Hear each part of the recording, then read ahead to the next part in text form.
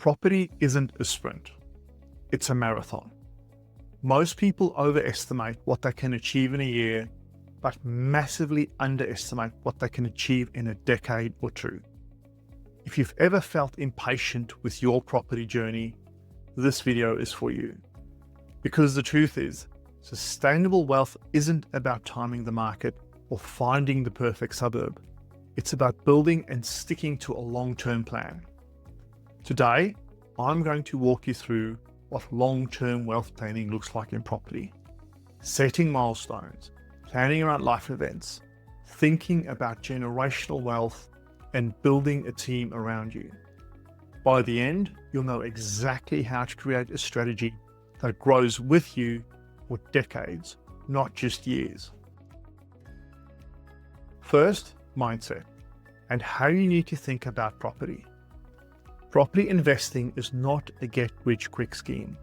It's a get-rich-slowly strategy. Think of it this way. The market will always have cycles, booms, plateaus, even declines. But if you zoom out over 20 or 30 years, those cycles flatten out, and the long-term trend is almost always upward. Your job as an investor is not to panic when things dip, and not to get overexcited when things boom. Your job is to stay the course. Long-term wealth planning is about recognizing that consistency beats intensity. Small, smart moves made over decades will outperform big, rushed bets. Now, let's make this practical. You don't just set a 20-year goal and forget about it. You set milestones. For example, years 1 to 5. Build your foundation, buy your first or second property, focus on learning the ropes and building cash buffers.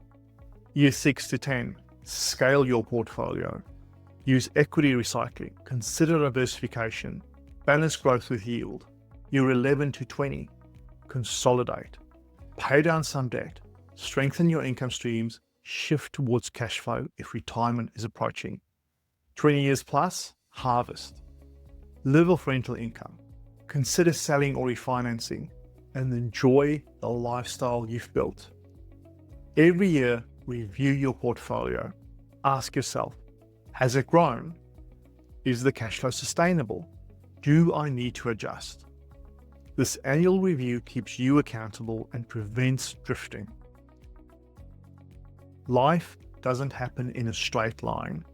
Careers change, families grow, kids leave home, retirement approaches. Your property plan needs to account for this. For instance, if you're planning a career change, you might need more cash buffers. If you're starting a family, your borrowing capacity might dip, so time your purchases wisely.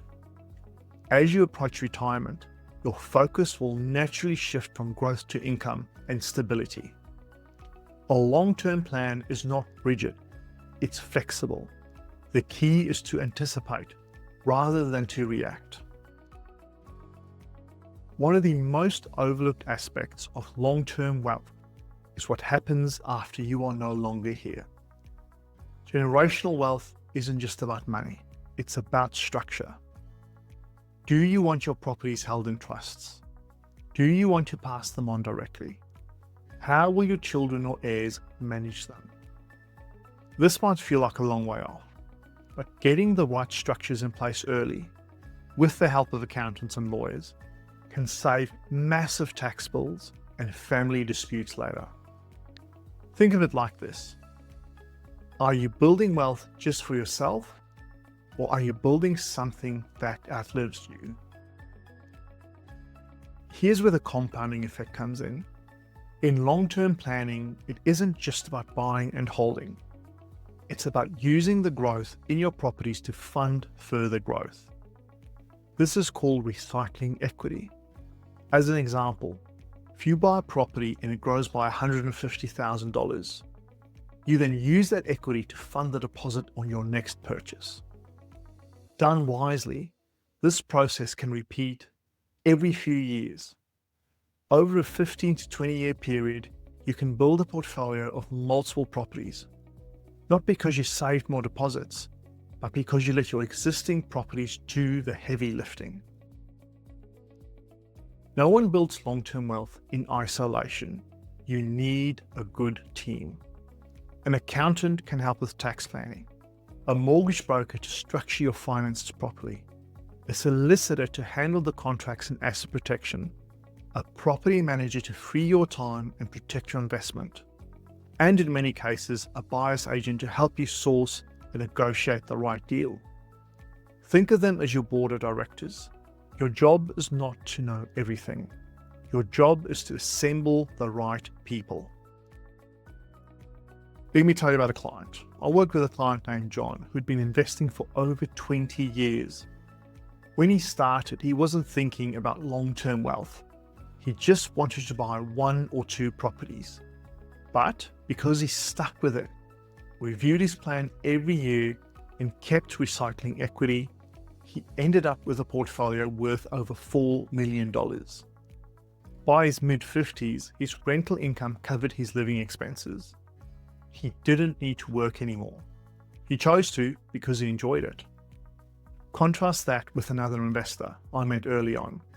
She chopped and changed strategies every couple of years. 1 year chasing hotspots, the next flipping, and then trying to renovate. She never stuck with a plan, and after 15 years, she was frustrated with very little progress. The difference wasn't luck. It was commitment to a long-term plan. So here's your homework. Think beyond the next property. Where do you want to be in 15 or 20 years? Write it down. Even if it feels ambitious, write it anyway. Then, set milestones. What needs to happen in 5 years? In 10 years? Long-term wealth planning isn't glamorous. It doesn't make headlines, but it's how ordinary people quietly build extraordinary results. If you found this video valuable, hit subscribe and share it with someone who needs a long-term perspective. Next week, we're moving into practical how-to guides, starting with how to find high-performing suburbs and properties. That's one you don't want to miss. And if you want help mapping out your long-term plan, reach out.